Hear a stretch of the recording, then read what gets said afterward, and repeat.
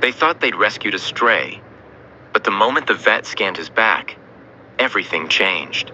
He froze, whispered, "Get everyone out," and locked the door behind them.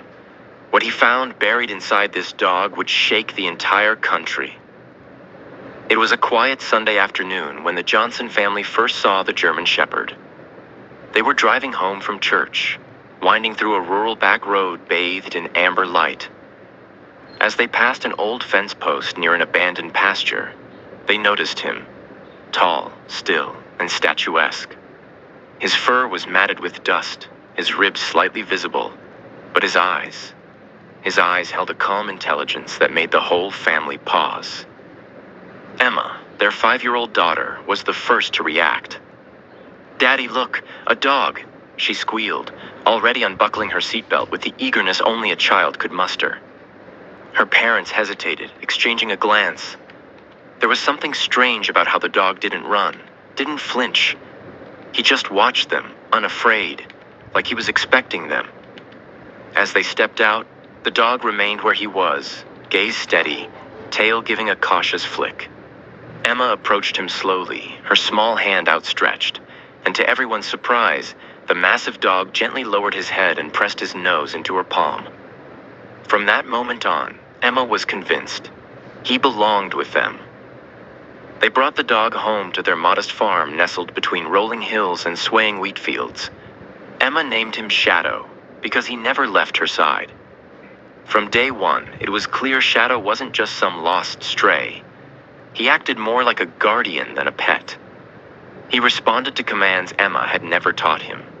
He walked beside her without a leash, matched her pace perfectly, and constantly surveyed his surroundings. It was subtle, but unmistakable. This dog was trained. Within the week, the Johnsons began to notice more. Shadow circled the house every night before bed, checking every door, every window, like he was on patrol. He didn't bark without cause, but when he did, it was deep and deliberate, the kind of sound that made even wild deer freeze and scatter. Tom, Emma's father, mentioned it one night at dinner. "He's not just smart," he said thoughtfully. "He's disciplined." His wife nodded slowly, brows drawn together. "Almost like military trained," she murmured. Everything changed the night Shadow barked at midnight. Tom bolted upright in bed, adrenaline pumping. Shadow never barked unless something was wrong. He grabbed his flashlight and dashed outside barefoot, the cold ground biting into his skin. He found Shadow rigid and alert at the edge of the barn, a low growl vibrating through his chest. Tom followed his gaze. 2 glowing eyes blinked in the dark. A coyote. It had slipped inside, perilously close to the chicken coop. Before Tom could move, Shadow launched forward, not with panic but with precision. He was a blur of power and speed, intercepting the predator mid-step and driving out through the barn's rear exit. When Tom arrived, panting and wide-eyed, the threat was gone. Shadow stood silently at the threshold, watching the horizon. Tom swallowed hard. "That wasn't instinct," he whispered. "That was training."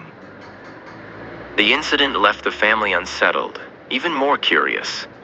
A week later, they decided it was time for a full checkup.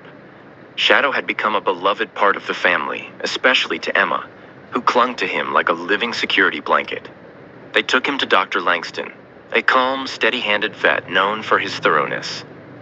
Shadow walked into the clinic with the confidence of a soldier. No leash, no resistance.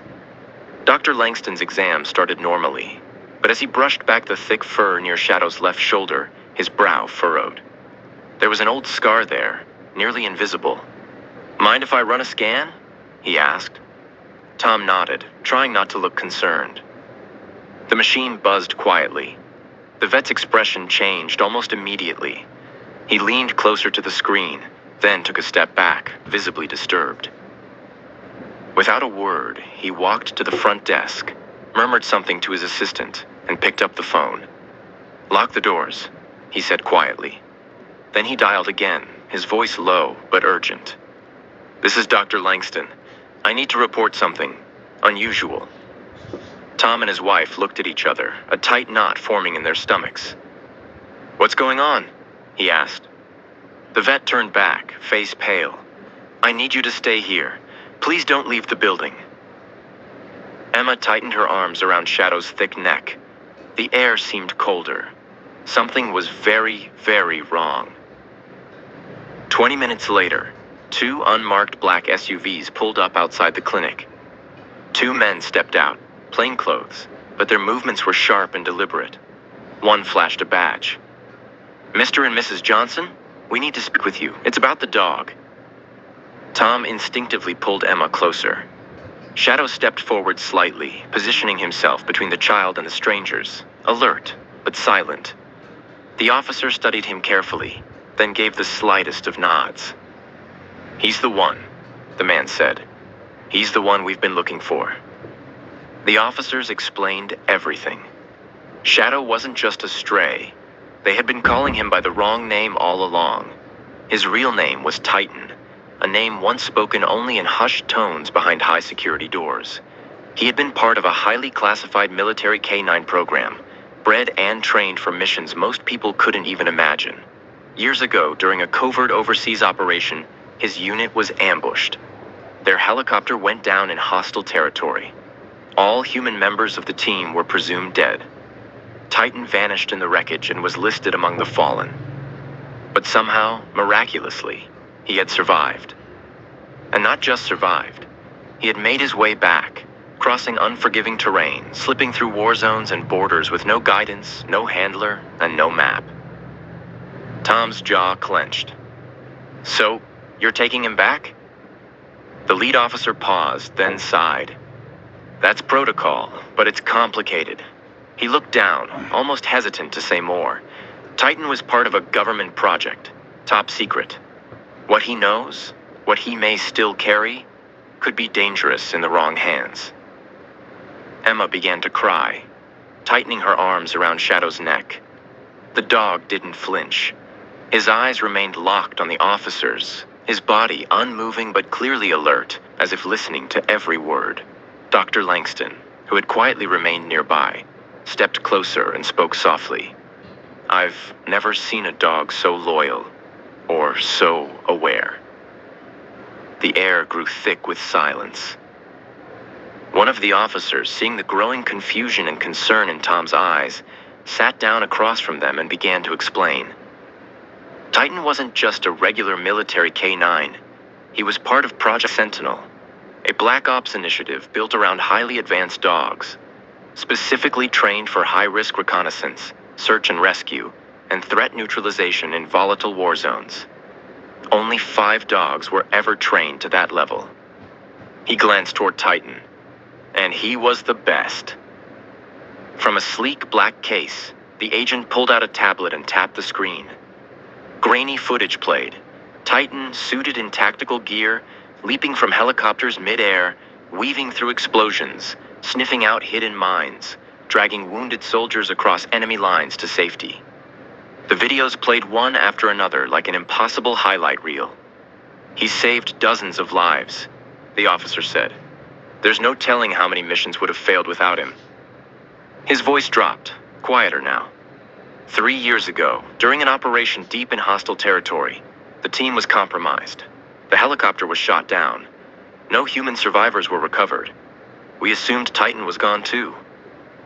He looked up, eyes heavy. But we were wrong. Somehow he survived.